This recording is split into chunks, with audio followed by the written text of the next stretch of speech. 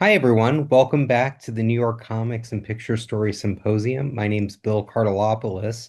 This is amazingly the 432nd meeting of the New York Comics and Picture Symposium, and I'm very happy to be hosting Leila Abdelrazaq tonight. As always, I like to just start out with a couple of words about the symposium.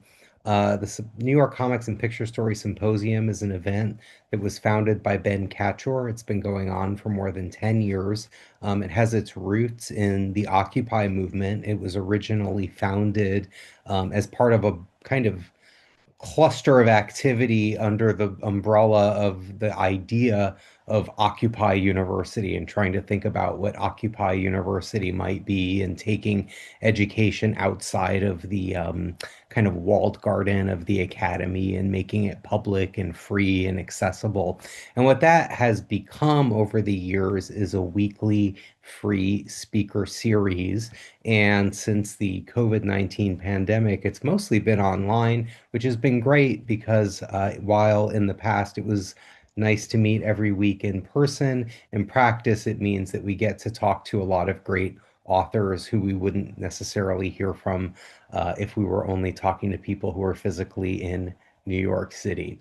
Tonight, oh, and I should add as well that the New York Comics and Picture Story Symposium continues to be curated by Ben Catchor in collaboration with Austin English, Lily Carre, and myself, with additional contributions from Danny Fingeroth. And tonight, I'm really pleased that we'll be hearing from Leila Abdelrazaq. I think probably like a lot of people, um, I found myself over the last couple of years seeking out works from, different kinds of Palestinian voices. And I had been aware of Layla's book Baddawi, but hadn't read it. And then I changed that and I ordered the book and I read it among others.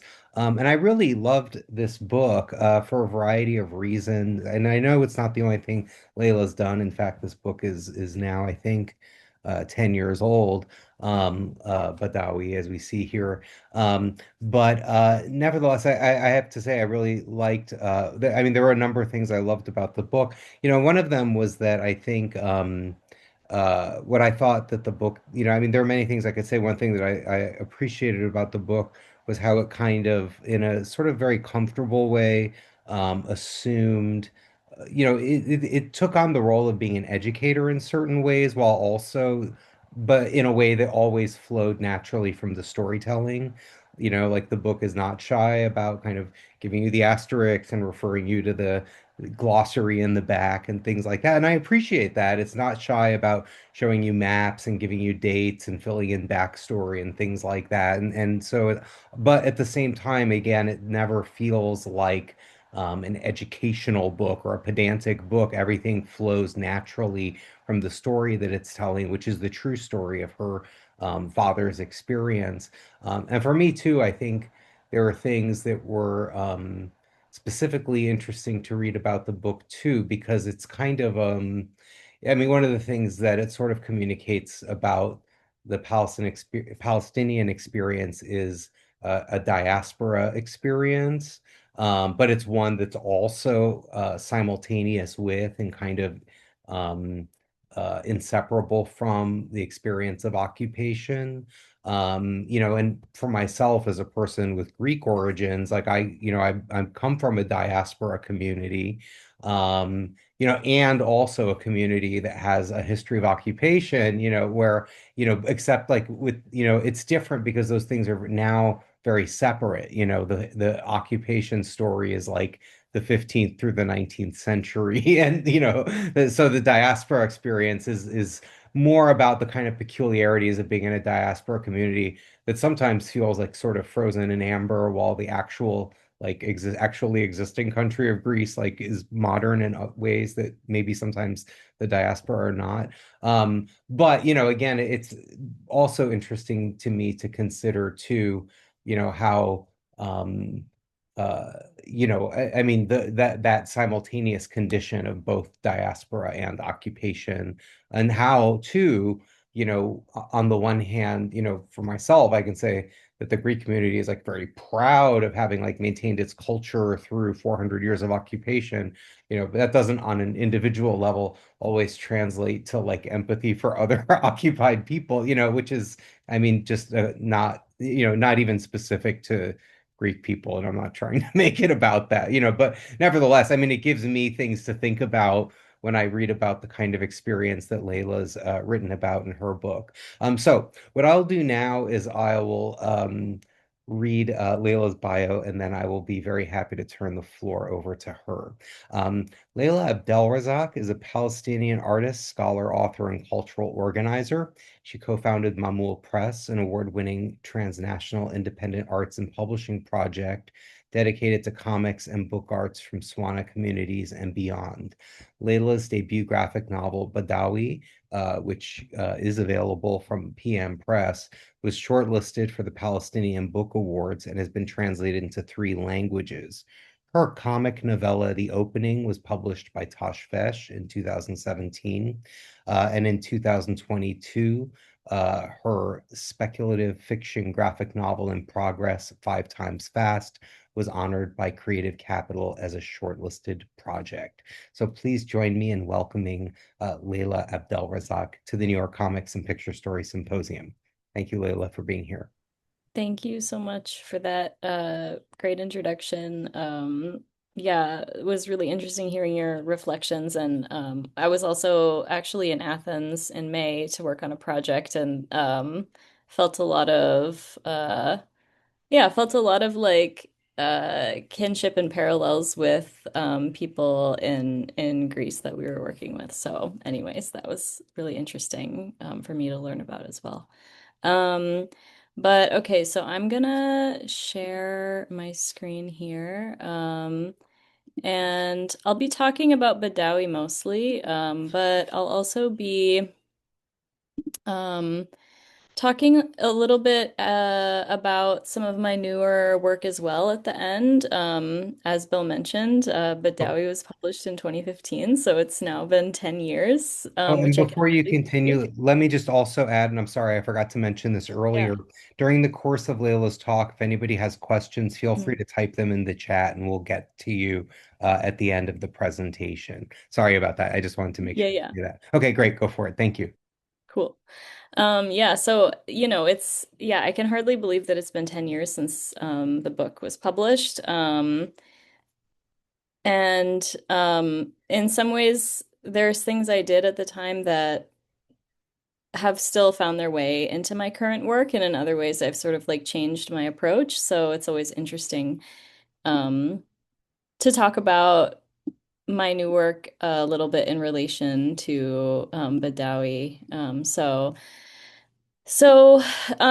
I started working on this book actually as a webcomic, not as a standalone graphic novel. I was at the time in undergrad. I was at DePaul University in Chicago and was in a theater program there and was feeling like the types of work I was making in my program wasn't really addressing some of the themes that I was interested in exploring with my creative work.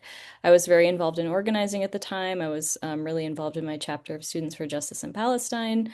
Um, and I was thinking a lot about the kinds of stories I had heard from my dad growing up about his experience in the camps in Lebanon and how that kind of didn't always correspond to the way even other Palestinians sometimes talked about the camps, sort of perceiving them, especially. I think there's been kind of a shift in this in the last few years, but at the time it really felt like people's approach was that the camps were a place to go teach English or something, not as a place where people were engaged in resistance and engaged in all of these different things, and especially with the rich, rich history that the camps have played in Palestinian political and cultural life, with the PLO being based out of Beirut during the Civil War years, which was when my dad was growing up. And so I really wanted to basically share stories from my dad's childhood that would help illuminate some of that history, both for audiences who might not know anything about Palestine and for other people in my own community.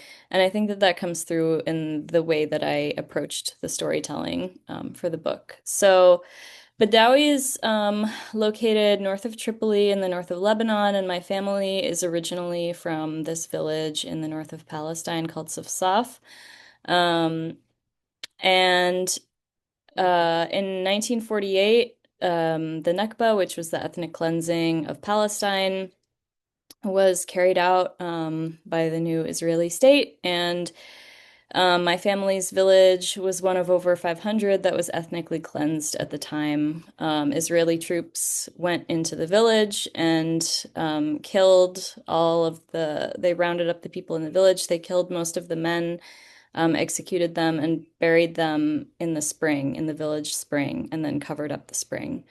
Um, and so I kind of start the book with this story because I wanted to put I wanted to put my dad's story in context. I think like what Bill said about this idea that it's a diaspora, but there's always the shadow of the occupation. The occupation is always continuously impacting the diaspora, was insightful, and that's right. And that's why I wanted to have this story first about the village and about what happened there so that it's not just like, oh, this person is existing in this refugee camp. We don't know why.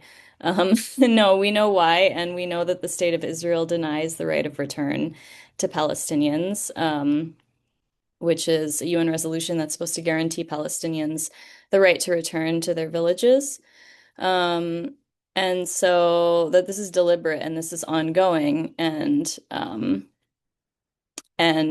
that there's a political context to all of this, and that the root issue here is Zionism and the violence of Zionism, and that influences Palestinians wherever they are. But it was also very much a story just about my dad's childhood. It was about him having crushes and playing with his friends and getting into trouble and, doing all of the things that kids do. And that was really important to me to convey that in the book, to convey the kind of like also playful and happy memories that my dad shared with us growing up. And so the book started with anecdotes. Basically, I mentioned it was a webcomic. The project started with anecdotes based on the stories that, my dad had told us over and over again when we were kids. Those kinds of stories that you're like, why are you telling me this story over and over again? And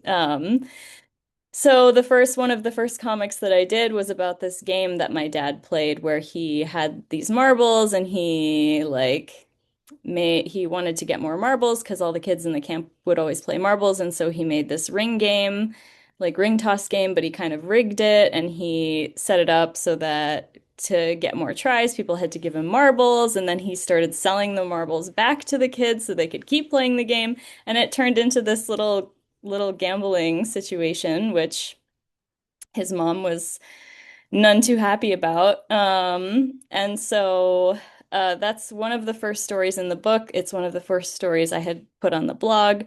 Um, and so really like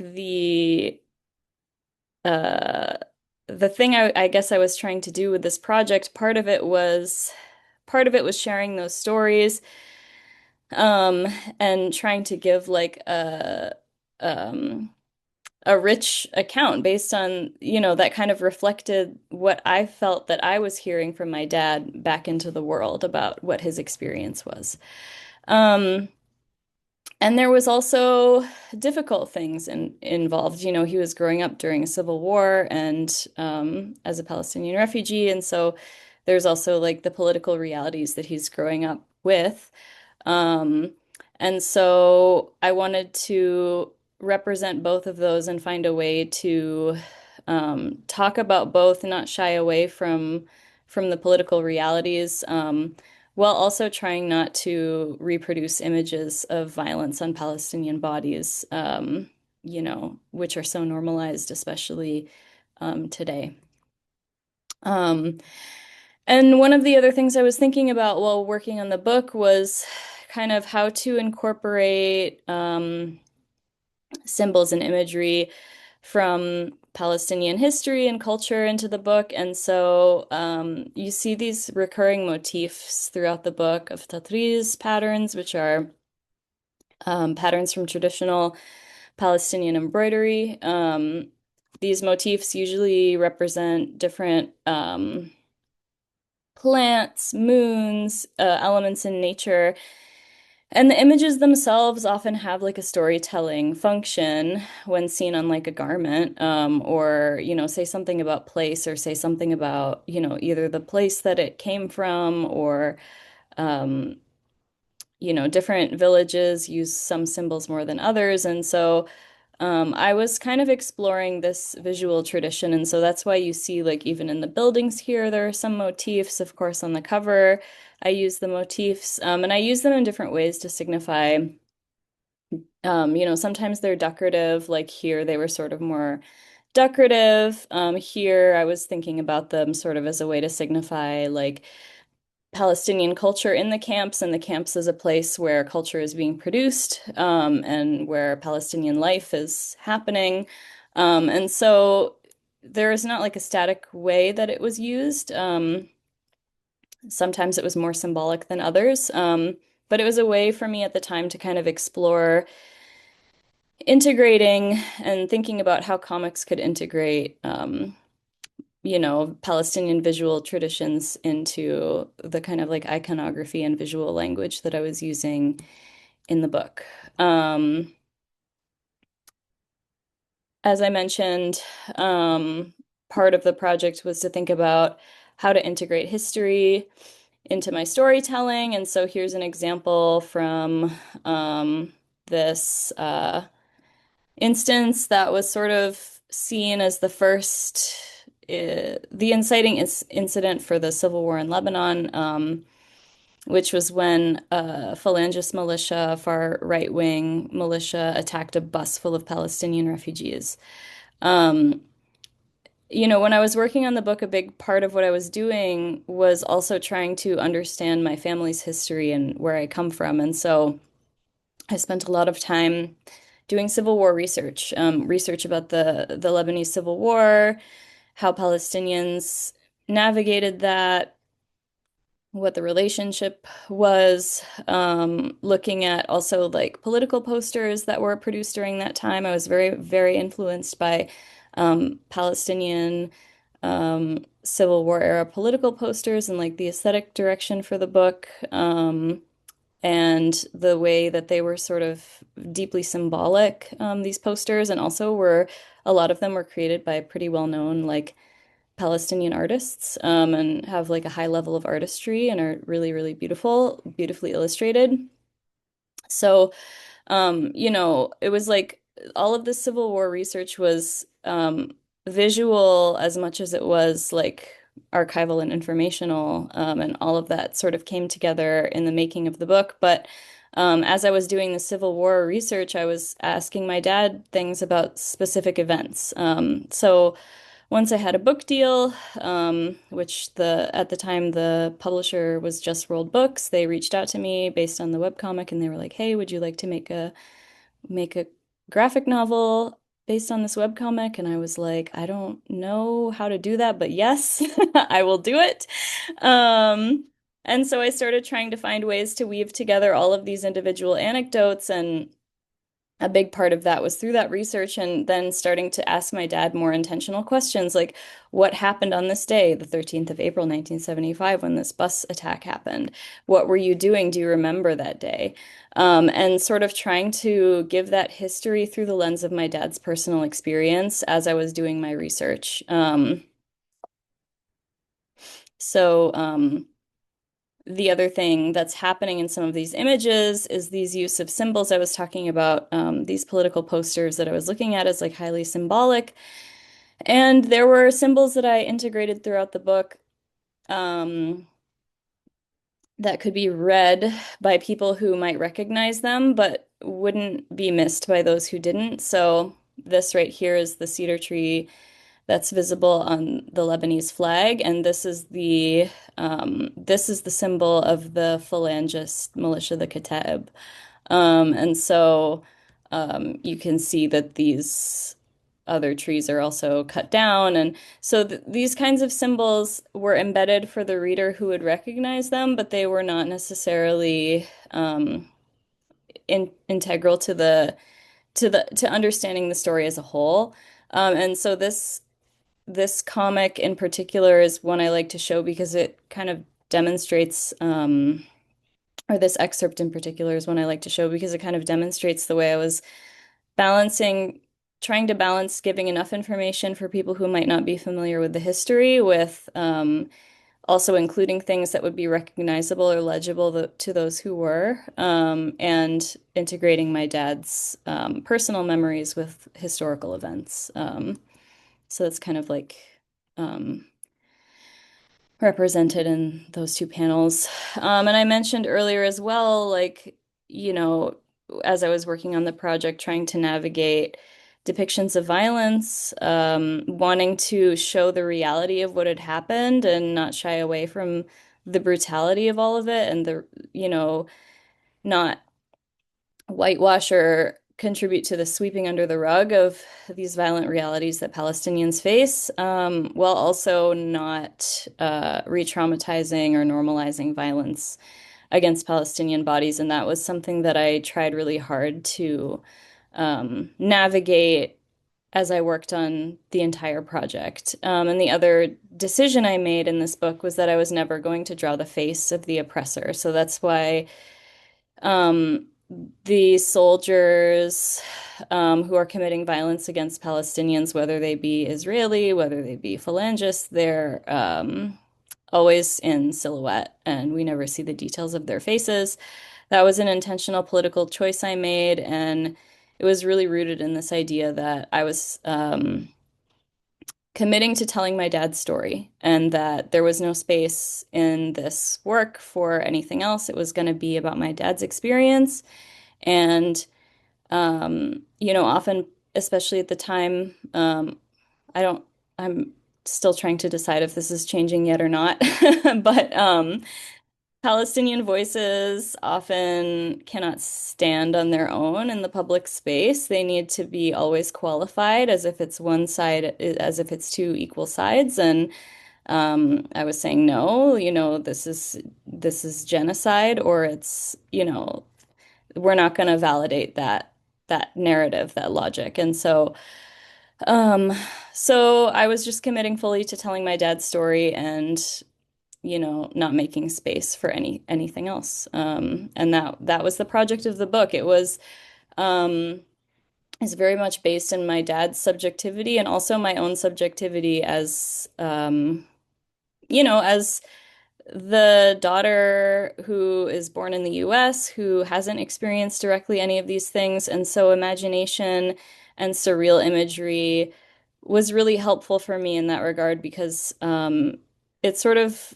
acted as a lens or a prism through which my dad's memories are kind of processed through my diasporic imagination and then um, presented visually. And that's something that I was also committed to was kind of this instability of memory, like even throughout the process, interviewing my dad and, you know, one week he says one thing and the next week he's like, what? I didn't say that. Or, you know, even now sometimes he'll tell me something and I'll be like, what? Like, why didn't you tell me that when I was working on the book? You know, there's what we think is important in our memory can shift. It shifts based on our life experiences and the way we narrate our own experience to ourselves or make sense of it. Um, it shifts based on our emotions, what we have the capacity to process, what we don't. And so, um, you know, there's also part of the project that's like honoring the things that my dad didn't want to talk about that shouldn't go in the book, that you know, honoring like privacy as well, and the right to secrets and including what my dad was like comfortable with including. And always like through the lens of my imagination as well, which adds another layer. And I was really like I said, I was very much embracing that subjectivity in the process of making this book. I wasn't, I'm not, I'm not Joe Sacco comparing different accounts to try and find different accounts of the same event to try and find the truth. I'm really leaning into the subjectivity and the individual experience and the emotive aspects of that. So, this is one of the last images in the book, and I included this image because one thing that was really important to me when working on this project is that I didn't want it to be read as an American dream story. You know, my dad grows up in Lebanon, has this difficult time. Lebanon's not good for Palestinian refugees. He goes to the US and lives happily ever after at the end. No. I wanted very much to emphasize that this is a right of return story, that Palestinians are still fighting for the right of return. And so that's why at the end of the book, I drew this image of my dad with his back to the viewer and his hands behind his back. I'll get more to that later. This is another symbol that some people may recognize and some may not. There's two paths, one going through Lebanon and one through the United States, but either way, this shape of Palestine is on the horizon. It's like the sun or the moon, something you can never quite reach, but it's always sort of there with you.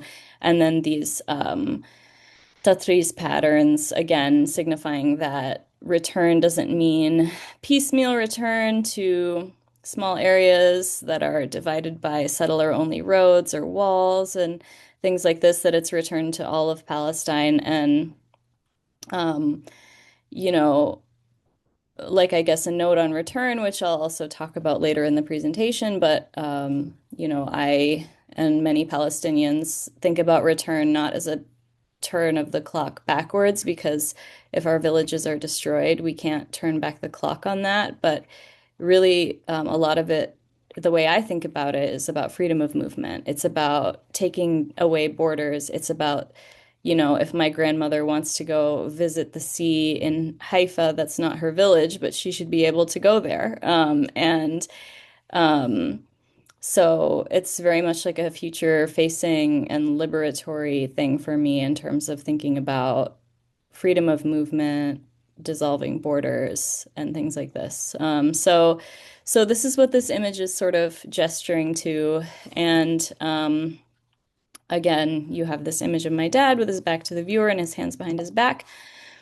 And that's a direct reference to this character, Handala. So Handala was a character created by the Palestinian political cartoonist Naji al-Ali. He was 10 years old at the time of the Nakba, and his family fled to the Ain al-Halwa refugee camp in Lebanon. And he was making political comics at the time of the civil war in Lebanon. And part of my research really was also spent like looking at Naji al-Ali's cartoons. The story behind Handala and this character is that he is a 10-year-old boy, which is the age that Naji al-Ali was when he was forced out of his village, when his village was ethnically cleansed. And he will not age and he will not turn around. We will not see his face until he's allowed to return to Palestine, until Palestinians are allowed the right of return. And he keeps his hands kind of clasped behind his back to sort of signify an act of refusal to collaborate with Zionists, with Arab elites who are complicit, with any of these sort of political elites who are complicit in Palestinian dispossession. So that's what the hands behind the back signifies. Um, and Handala appears in all different cartoons. He's very, very well known. Like you see Handala painted on buildings, you see Handala on keychains. It's like um, everyone knows who Handala is. And so studying these cartoons was an important way for me to understand also, again, just as I studied the political posters, understand more about the context of the Civil War, how Palestinians were responding and surviving and resisting. Um, and I've used this, I've drawn my dad as Handala both here and if we go all the way back to the cover of the book, that's what's happening on the cover too.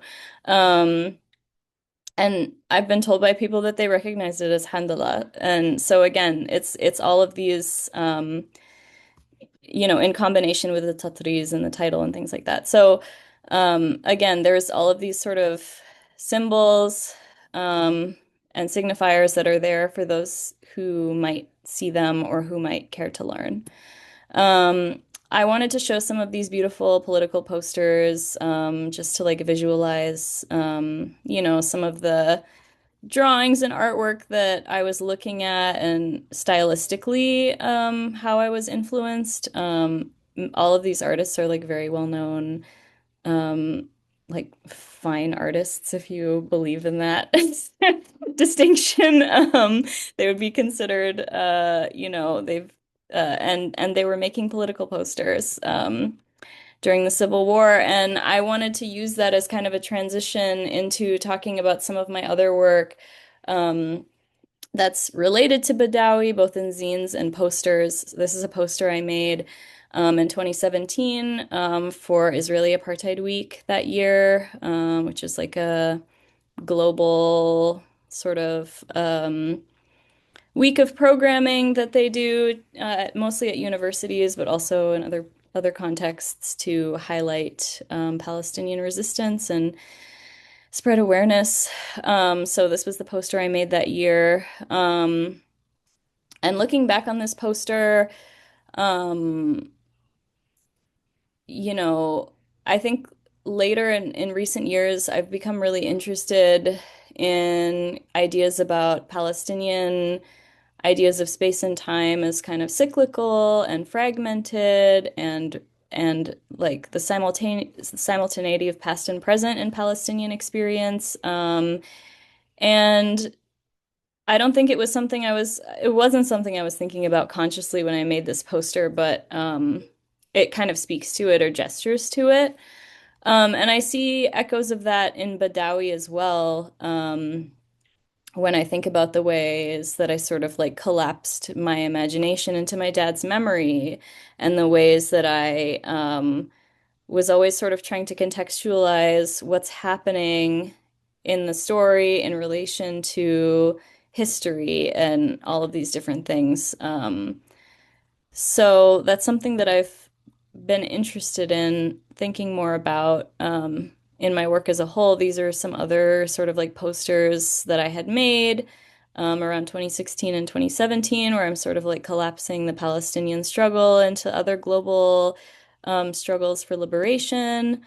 Um, and in 2017, I made this new sort of shorter graphic novel called The Opening, and this was a project I started working on exploring the theme of absence. So when I was a kid, my mom had a stillborn baby, and in this comic, my sister who was a stillborn becomes a character and sort of mediates um, for me movement between this world almost of like historic Palestine and present day, or at the time it was sort of the comic talks about the birth and everything. So it's set in Chicago in the 90s, and this character basically acts as almost like a guide and a connective force between my experience in Chicago and historic Palestine. And we never see the front of her head. We always see her from the back. And at the end of the book, I didn't include the image, but at the end of the book, there's this image of us holding hands, and you, again, like both of us are from the back. And so she's another Handala sort of character in this book. It was a shorter comic. It was published by a small, like, independent comics publisher in Lebanon called Tosh Fesh, and it's it was very much like this step in the direction of I'm gonna stop explaining. Badawi has a glossary at the end of it, as Bill mentioned, and I was just like, I'm gonna refuse to translate. I'm gonna try out integrating Arabic and English and like Arabizi, like this like mix of Arabic and English, and use them all together in a comic and not translate anything and not give any context and just write the story, just tell the story that I'm trying to tell.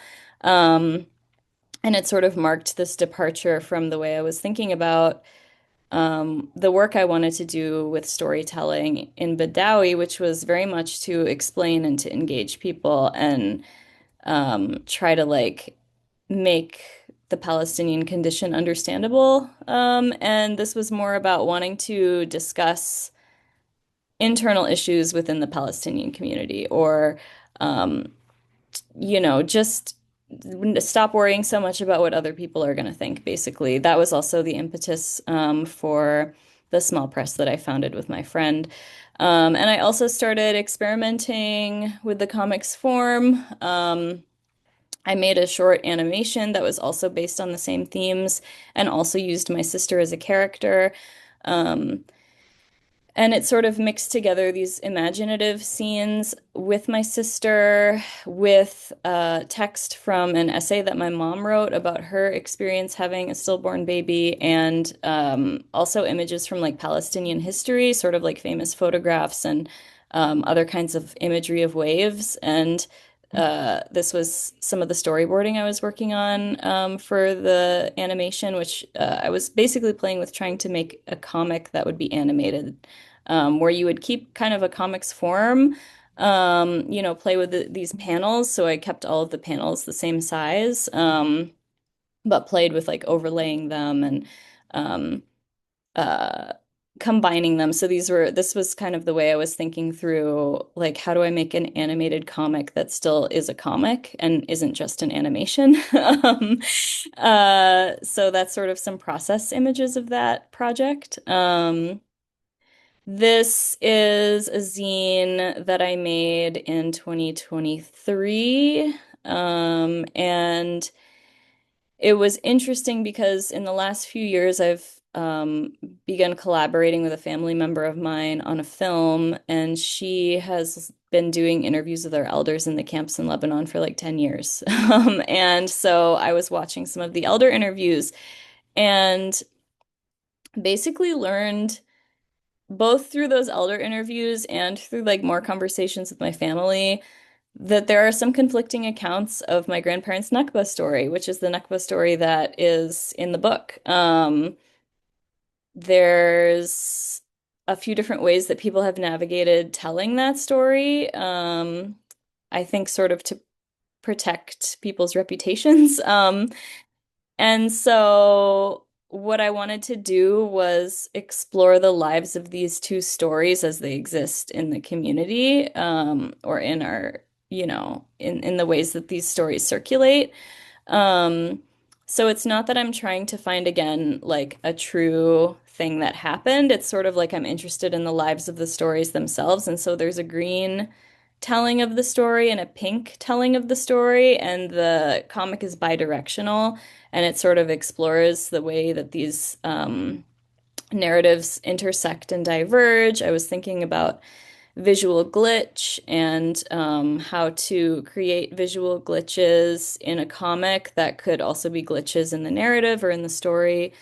Um, and I was also interested in like, again, these kind of cyclical narratives where you're exploring simultaneity. So this is a Mobius strip comic that I made. It's printed in white and gold, like Riso ink on black paper, on a risograph. And I was just kind of like thinking about these ideas of circular storytelling, simultaneity, fragmentation, all of these things, the way they exist in Palestinian lived experience, and how a book object or a comic could reflect that in the form, which is also something I was thinking about here. And I was like, I wonder if I could make a comic on a Mobius strip. And I kind of like sketched it out by, I tried it out on a little scrap of paper, and I was like, okay, I'm gonna make a Mobius strip comic. So this is a draft of it's sort of the introductory text to the new book I'm working on. It's like a fictional speculative fiction book. I was having a lot of trouble developing the visuals, so I kind of had to step away from the book project itself and work on some other things. So that's why I was working on these little zines. Um, Experimenting with glitch and nonlinear storytelling and telling multiple stories at once on the page. And this is one of those experiments. And then another way I was experimenting with that was through translucency. So this is like a translucent piece of paper printed on the front and back, kind of like bringing together um, two different kinds of imagery and two different sort of poetic texts, and imposing those onto images that can be partially seen from either side or not seen.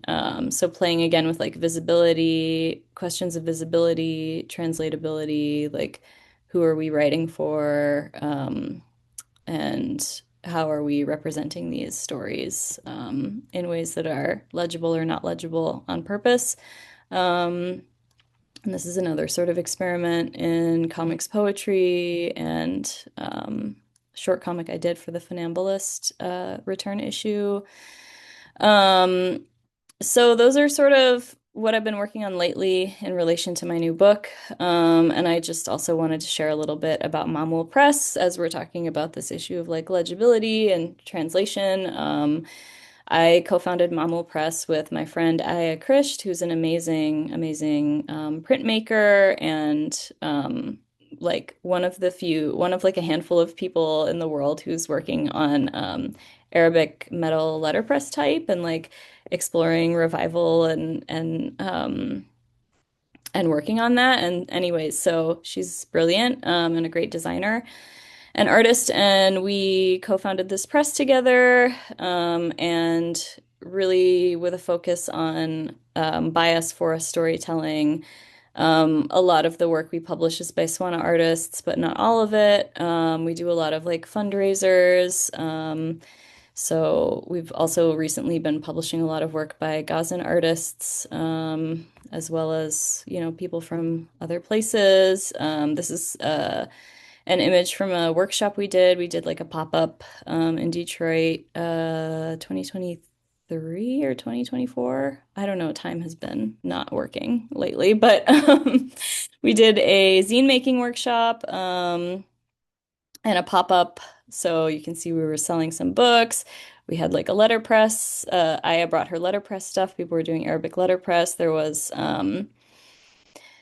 zine making, and we were having people make zine pages responding to this question of why you stand for Palestinian liberation. And we got all of these beautiful contributions and then compiled them into this zine, the Solidarity zine, which we then just dropped all over Detroit in stacks in like random public places, so that people could have them and share them and learn and really just thinking about like how we can raise money and build solidarity and use zine making and printmaking as a way to do community building and education. So um, that's where I'll end my presentation, and happy to answer questions or talk more with any of you. We're a small group, so if people want to chat, we can chat. Great. Thank you so much for sharing all of that. There's so much there that's so interesting. I think I really appreciate how how like, you know, among other things, how the kind of formal considerations you're bringing to it sort of echo I mean, just the issues and you know, sort of like problematics of representing these stories and just the kind of specific nature of these stories. Like, you know, that idea of circularity is interesting. It's like you know, because in a way, I mean, you know, it's like it is a story of like a desire to return, and that already like implies like return implies a kind of Mm-hmm. circularity, but Mm-hmm. also I think the transparency is a very interesting thing too, because it's like it's this I mean the especially the kind of in general, like the sort of diasporic condition is to sort of almost like be aware of two worlds simultaneously,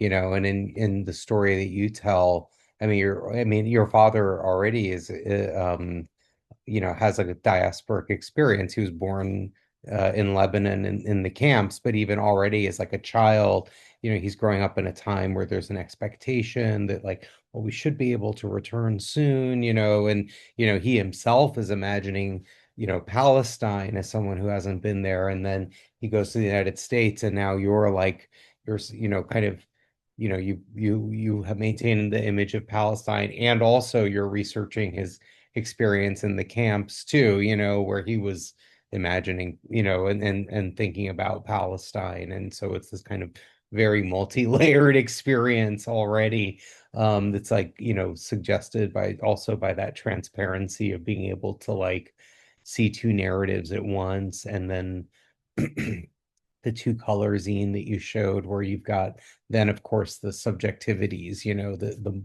maybe dueling subjectivities that come up there. So I think I mean it's all interesting. And then yeah, it's the story, about the I mean your sister, who was stillborn.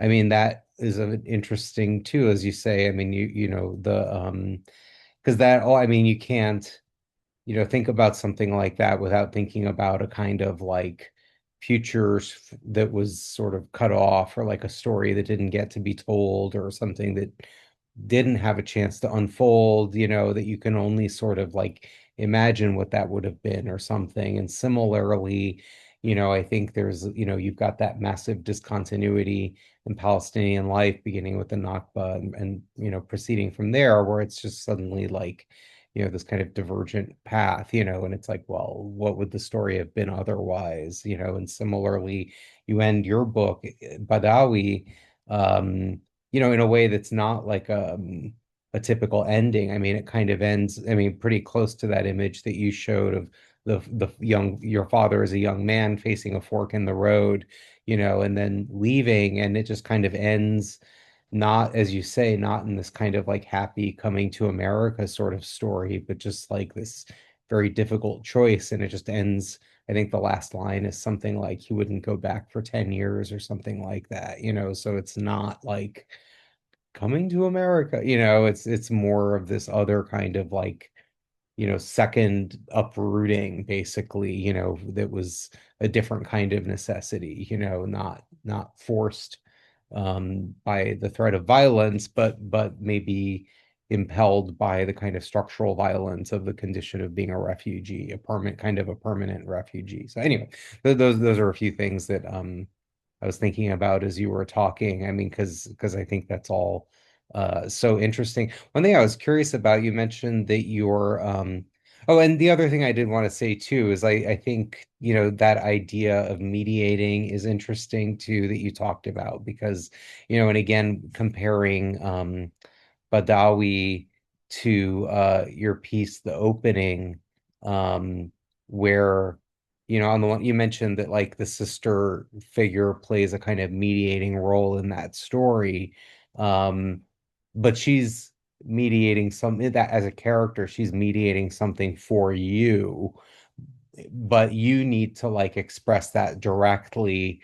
Whereas in Badawi, you are the mediator between like the public, in a way, and your father's experience and your experience. Like you take on that role of like, I'm going to have the footnotes, I'm going to have the glossary, I'm going to give you the backstory and the dates and, all of that kind of stuff, whereas, but when you're doing that, you're not in a way, you're not only speaking for yourself, you're speaking for yourself and for an experience. And you're definitely speaking in a way that's like conditioned by your sense of what the audience needs to understand in order to get like the context. So in a way, you also need to have that as an artist and just a person, that a space too where you can like speak in a way that's not conditioned by like having to negotiate like the needs of the audience other than the just kind of like artistic stuff of expressing yourself clearly and those kinds of Yeah, things. for So sure. yeah, I don't know. I mean, those are more comments than questions, but no, I mean, I just thought that was also interesting, and I really appreciate all those aspects of your presentation. It's just really interesting to think about how all those parts relate to one another. I was kind of curious. You mentioned that your current project is a speculative fiction project, and you mentioned that it kind of deals with these kind of broader thematics of like circularity and things like that. I was just wondering, and I know sometimes it's not always comfortable to like talk about a work in progress because it's still sort of assuming form. But I was just wondering if you could talk a little bit about what led you to do something that was speculative fiction after doing these things that are more closely related to your like biography, basically, or autobiography. Yeah, I mean, I think the more I've worked on this project, the more I've realized that it's deeply autobiographical, even though it's not about me directly, but it definitely draws from a lot of my experiences and the experiences of people I know or people in my family through these like fictionalized accounts. But it basically um, traces the journey of this Palestinian teenager in the 2050s as she's trying to return to Palestine. She like runs away from home and the US is collapsing and she's trying to return to Palestine and her family has been displaced for like 5 generations and um as she's on her journey, there's sort of this like magical realist stuff that's happening that interweaves her experience with those of 5 generations of maternal ancestors. And so, like, it's a sort of nonlinear story where her narrative is woven into the narratives of these other women in her maternal line. So,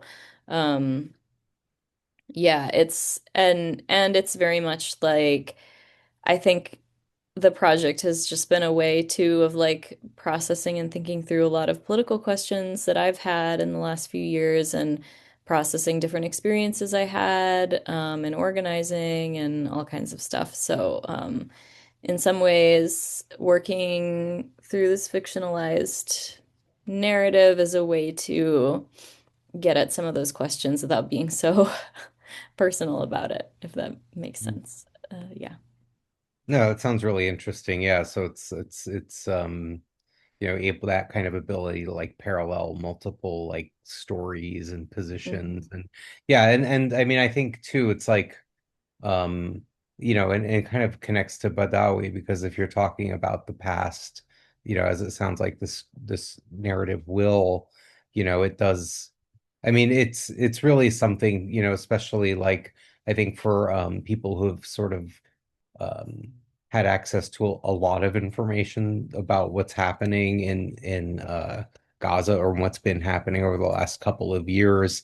I mean, to kind of understand how that's rooted in history and it didn't just begin, 2 years ago, but rather there's, a long history, I mean, kind of like the bus massacre, just one of countless events. I mean, you mentioned Joe Sacco earlier, and there, I mean, he did a whole book, on like two, massacres from like 1957, because that he thought were like forgotten and needed to be, like investigated and sort of excavated, you might say. And it's just a very, very long history.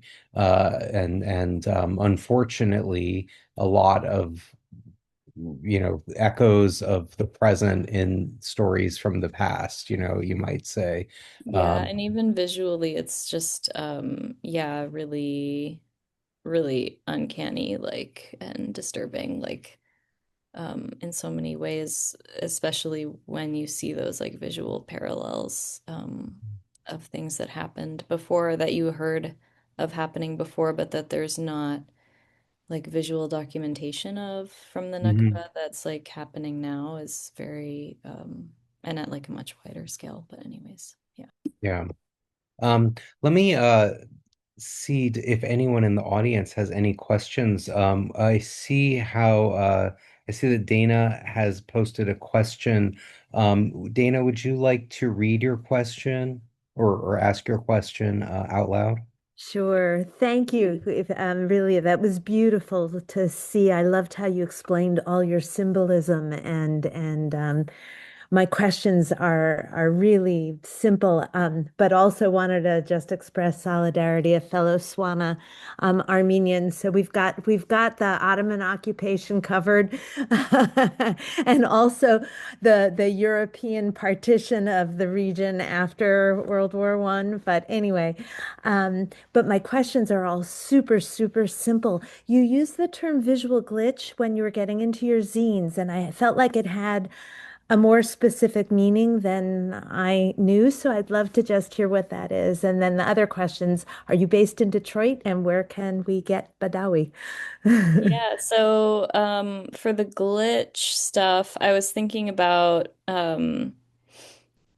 like when there's like almost like a technological, I guess, like if your screen is glitching and something has happened to the colors or like the image isn't coming through correctly Hmm. um or maybe a glitch. I mean, there's some really interesting ways that people have theorized around this idea of glitch. But um but I was thinking like visually like uh this idea of like a visual glitch. I'm thinking about the way things might visually not look right on like a TV screen or something, but maybe there's Ah, multiple signals interfering or some kind of technological breakdown or something like that, and it results in this like visual impact. And so like thinking about glitches in time or glitches in space, where things aren't functioning the way they're expected to function, and it produces this like visual effect, basically. And how that can be like symbolic or um, communicate something about Palestinian experience. Does yeah. that help? Yeah. Yeah, that really does. That's fascinating. It makes me think too about sort of to ask you a more interesting artistic question. So how are you making your work? I mean, because it was up Mhm. as a webcomic, are you working analog and then scanning it, or are you using technology to make it? And um, So, like when I drew Badawi, it was all by hand and then scanned in and digitally edited and, whatever, made the colors yeah, more high contrast and whatever. Um, in the last few years, I've been doing more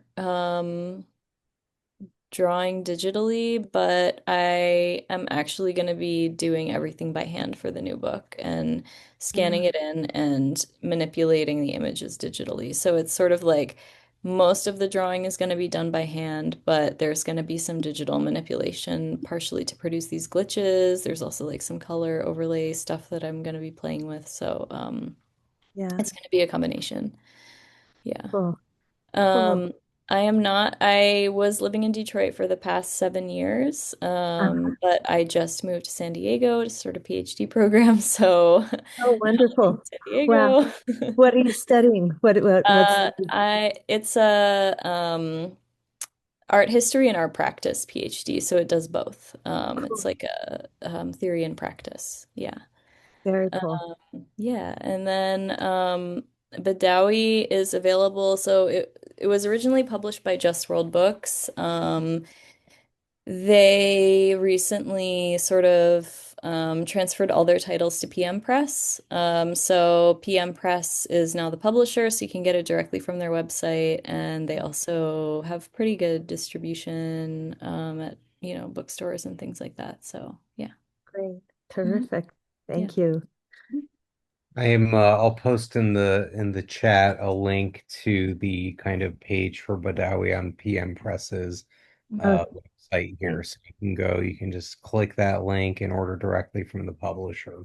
Thank you so much for those great questions. Yeah, and actually another thing that struck me as you were talking about glitch too is like, like I did my master's degree in media studies, and there's this phrase that comes up remediation, where it's like sort of hiding the fact that everything's sort of synthetically constructed, so in a way it's like, when something glitches out, it kind of reminds you that like, oh, this is Yeah. actually like there's like a template here and there's a matrix behind, and not. Yeah, there's a way in which it reveals something. Yeah. Yeah. Yeah. hmm And but also it's like, I mean, I feel like what we've seen over the last couple of years is this kind of I mean the experiencing any public event through like social media is like deeply problematic and for many reasons.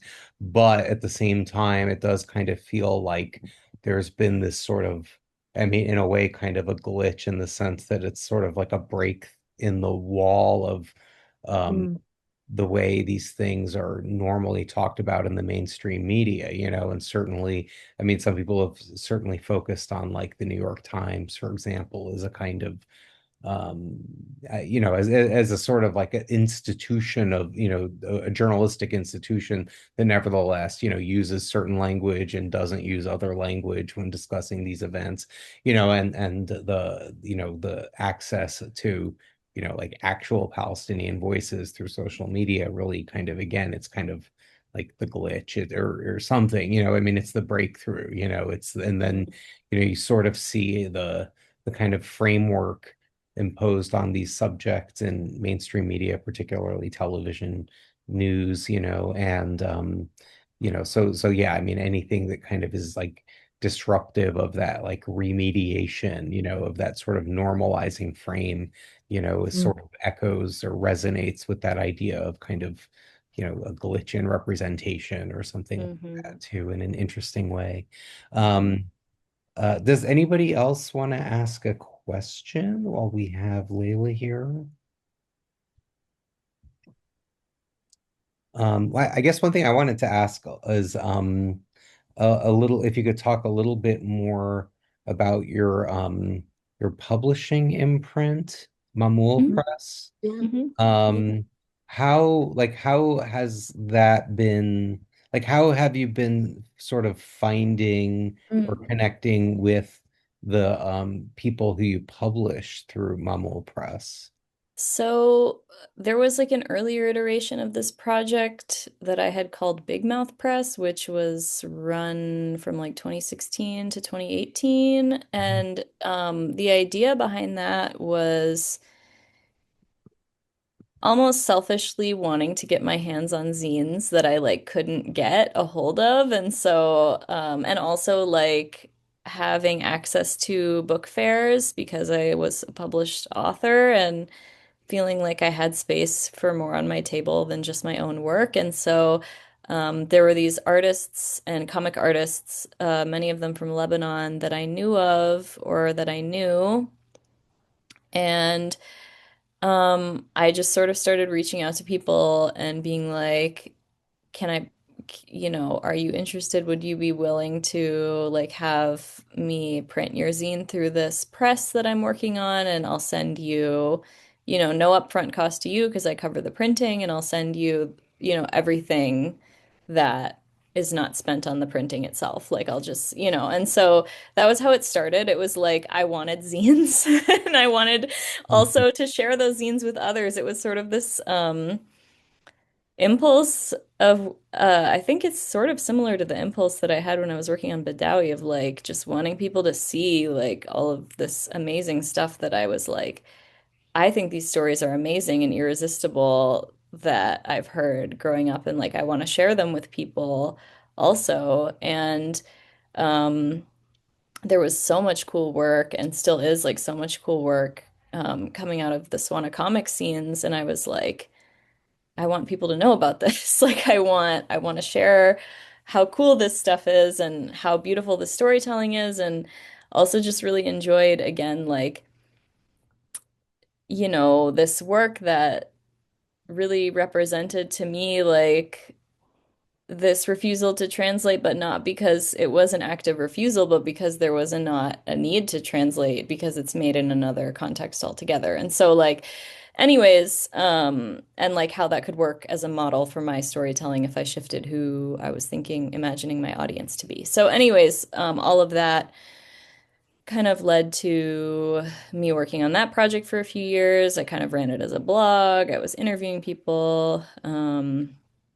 And then Aya was a friend of mine who I had known for a long time. She studied at AUB. She has a lot of connections, the American University of Beirut. She has a lot of connections to like the print and comics community there.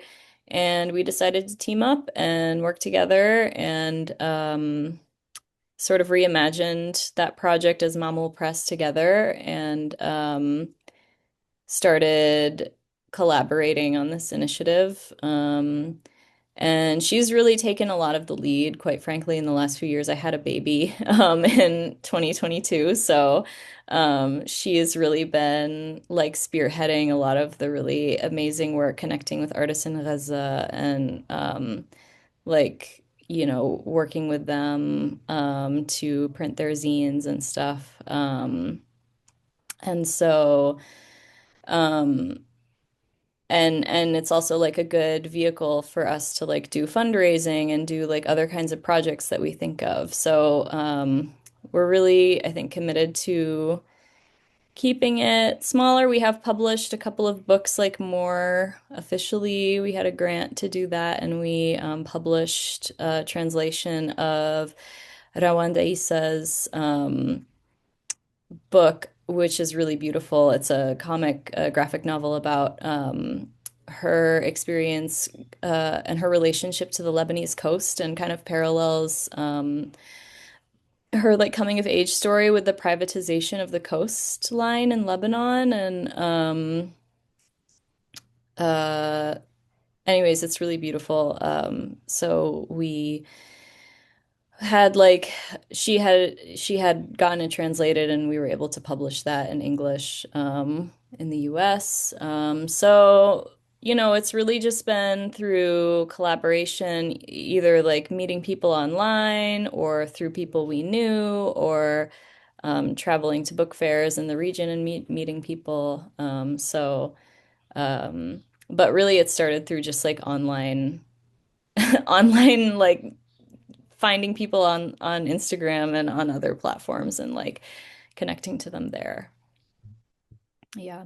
And Dana, do you want to ask the question that you added to the chat there? So, who are some of your favorite SWANA zine makers that we should all find? So, I mean, I mentioned Rawanda Issa. I just think her work is beautiful.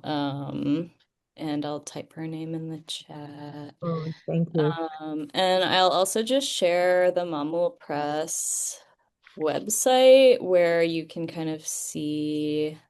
Oh, Bill did that for us. Oh, perfect. Yeah, Yeah, there's, yeah. I mean, so many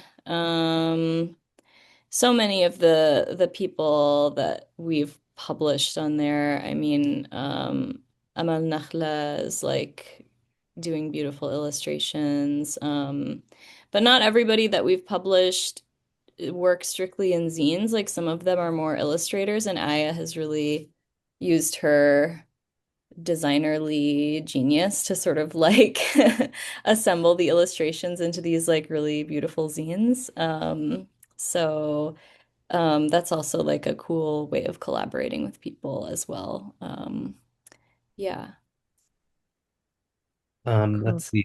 Someone else posted a question here. Tamara and Seth, would you like to ask your question, or would you prefer for me to read it?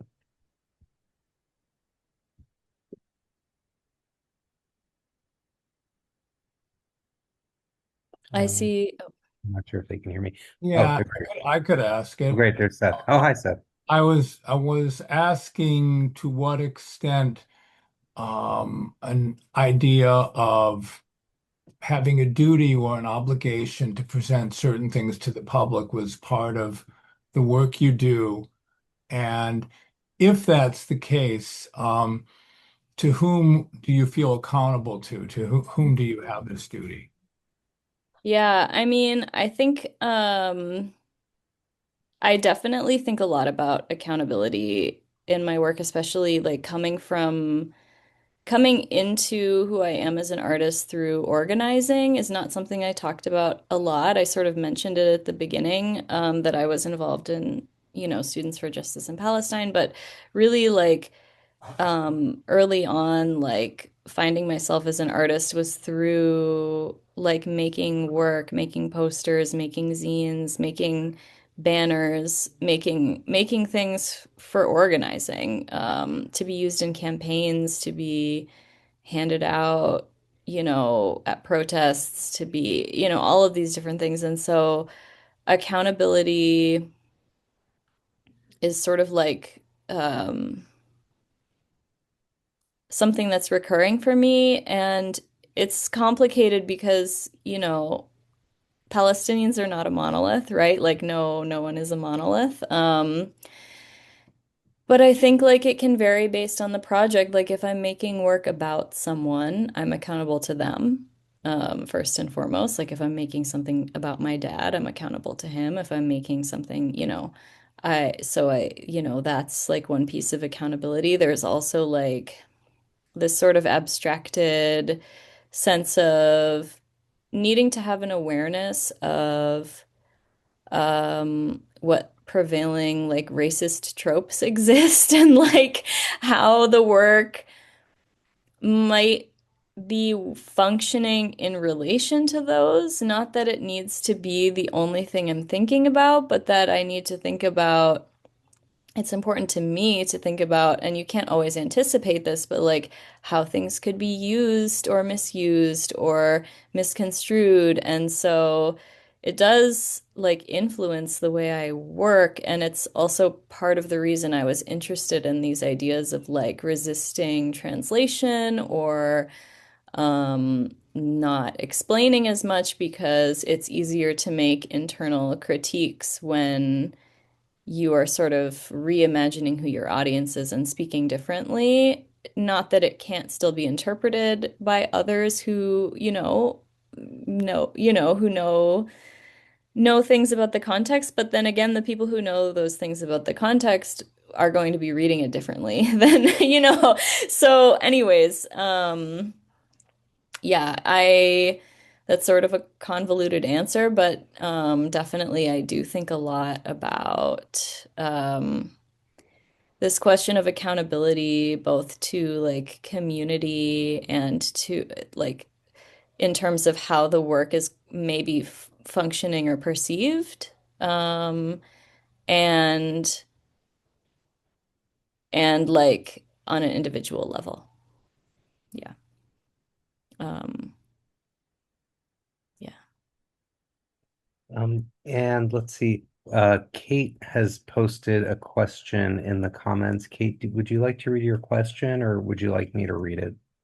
No, I'm happy to read it. Hi, Leila. Thanks so much for all of Hi. your amazing work. I'm always curious how you got involved with Mariposa Road and you went down to Arizona to interview them, right? Yes. Yeah. So for those who don't know, that's a comic that I did as part of a freedom campaign for two men from Gaza who came into the US through the US-Mexico border and were detained by ICE. This was back in like 2016. So I knew the folks who were organizing around that because I was involved in National Students for Justice in Palestine in undergrad, and the people who were, there were some people who were helping with that campaign who had also been part of NSJP. And so they reached out to me and they were like, um, this is happening. Um, and I think they had some funds to bring me out like for an event, but then we also just went and like interviewed them. And yeah, they basically asked me to make a comic about that situation as part of the like trying to raise awareness about what was going on. And so I agreed to do it. And yeah, don't print that zine anymore because the campaign is over. And also, like, on that question of accountability, like, because of the conditions in which they were imprisoned and like how rapidly that comic, they wanted it out soon because they were trying to like urgently get them out of prison. And so you know, I basically had one chance to meet with Hisham and Munis and interview them, and I wasn't able to run it by them again. And we've stayed in touch. We stayed in touch for some time after that, but and after they were released. But I don't want to keep printing something that, it's done. And yeah, so. Thank you. Mhm. Okay, great. Is there anyone who didn't have a chance to ask a question that might be on their mind?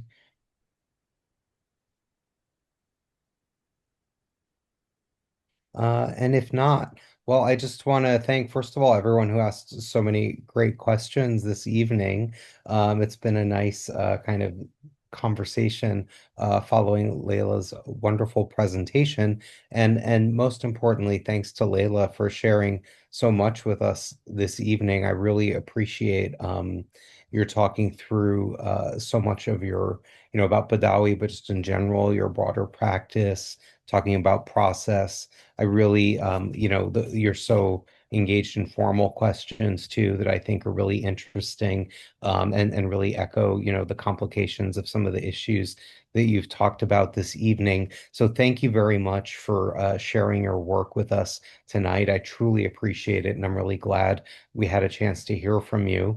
And otherwise, the only other thing I'll note is that, we have some more sessions coming up in the symposium, and that next week we'll be hearing from Dash Shaw and R. Kikuo Johnson, who will be talking about a collaborative editorial project. So once again, thanks. You can keep an eye on the New York Comics and Pictures and Story Symposium website and check out our upcoming talks. And thanks again to Leila for her great presentation tonight, and to all of you for being such a good audience. Thanks again, and good night, everyone. Be well. Thanks, everybody. Thank you so much for coming. Yep. Thank you. Good Bye. night. Thank you.